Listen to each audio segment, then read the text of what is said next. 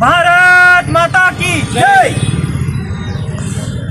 मी ओमकार लक्ष्मण लोंढे, ग्रामपंचायत येरोळ, तालुका शिरोळ, जिल्हा लातूर या ठिकाणावरनं विभागीय आयुक्त कार्यालय छत्रपती संभाजीनगर या ठिकाणी उपस्थित आहे।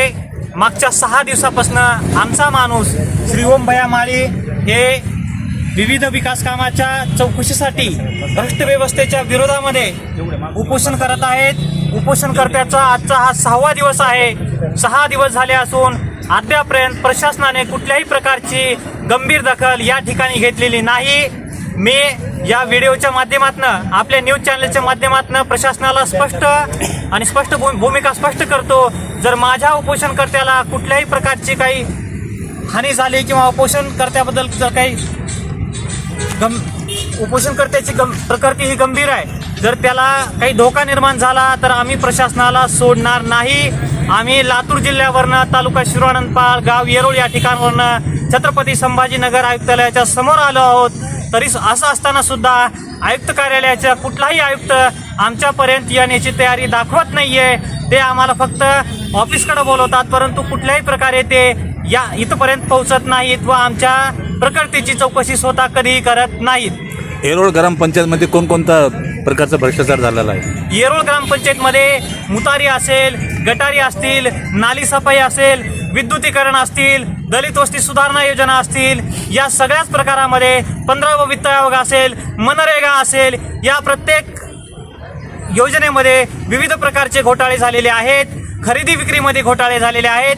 ज्या दुकानाकडनं, ज्या कंपन्यांकडनं मटेरियल खरेदी करण्यात आलेले आहे ते अतिशय निकृष्ट दर्जाचं, कमी किमतीचं मटेरियल आहे, परंतु प्रत्यक्षात जास्त किमतीचं मटेरियल आहे किंवा सगळंच मटेरियल खरेदी केले असं दाखवण्यात आलेलं आहे। परंतु प्रत्यक्ष पंचनामा स्थळी, घटनास्थळी अशी कुठल्याही प्रकारची व्यवस्था नाही।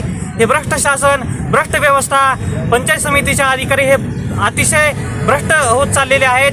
त्यांची साखळी आहे। साखळी असल्यामुळे कुठल्याही प्रकारची कारवाई अद्यापर्यंत झालेली नाही। शिवोनी स्पष्ट सांगितलं होतं की कार्यवाही करा, अद्यापर्यंत कुठल्याही प्रकारची कारवाई या ठिकाणी झालेली नाही। याकरिता आम्ही 6 दिवसापासून मागच्या उपोषणासाठी बसलेलो आहोत। तरी आतापर्यंत प्रशासकीय स्तरावरनं, विभागीय स्तरावरनं कुठल्याही प्रकारची चौकशी किंवा तब्येतीची विचारणा करण्यासाठी आमच्यापर्यंत कोणीही पोहोचलेलं नाही। आम्ही त्यांच्या दारामध्ये मागच्या 6 दिवसापासून आमचा माणूस विना अन्न, विना पाण्यापासून इथं पडून राहिलेला आहे, उपोषणकर्ता बसून राहिलेला आहे। त्याला हलता येत नाही, त्याला बसता येत नाही। आयुक्तालयांची अपेक्षा अशी आहे की या माणसाने उठून त्यांच्यापर्यंत जाऊन चौकशी करावी। आमची एकच मागणी आहे की आयुक्तालयाने, शाखा विकास असतील, मुख्य आयुक्त असतील किंवा आयुक्तालयाची कुठलीही टीम असेल, त्यांनी प्रत्यक्ष घटनास्थळी यावे। त्यांनी उपोषणकर्त्याच्या समोर बसून आमका समोर, मीडियाच्या समोर चर्चा करावी व झालेल्या भ्रष्टाचारामध्ये जे दोषी अधिकारी, पदाधिकारी असतील, जे गावचे सरपंच, उपसरपंच, ग्रामसेवक, BDO, विस्तार अधिकारी जे असतील, त्यांच्यावर तात्काळ फौजदारी गुन्हे दाखल करावे व आमच्या गावकऱ्यांना योग्य असा न्याय मिळावा, या व्हिडिओच्या माध्यमातून मी आपल्या समोर हे व्यक्त करतोय। पुढचं पाऊल तुमचं काय राहणार आहे आंदोलनाचं? पुढचं पाऊल आमचं हेच आहे, जोपर्यंत आम्हाला न्याय मिळणार नाही, श्वासाच्या शेवटच्या क्षणापर्यंत आम्ही या ठिकाणी उपोषण करत राहू।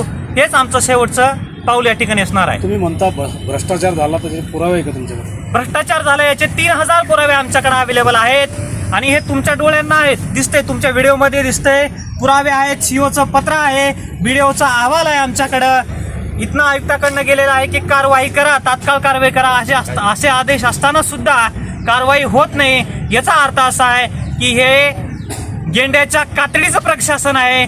याची आपल्या मीडियाच्या द्वारे एकच मला सांगणं आहे की या गेंड्याची कातडी ओढण्याचं काम आपली मीडिया आणि उपोषणकर्ते करतील, ही अशी अपेक्षा या व्हिडिओच्या माध्यमातून आपल्या समोर करतोय। काय नाव तुमचं?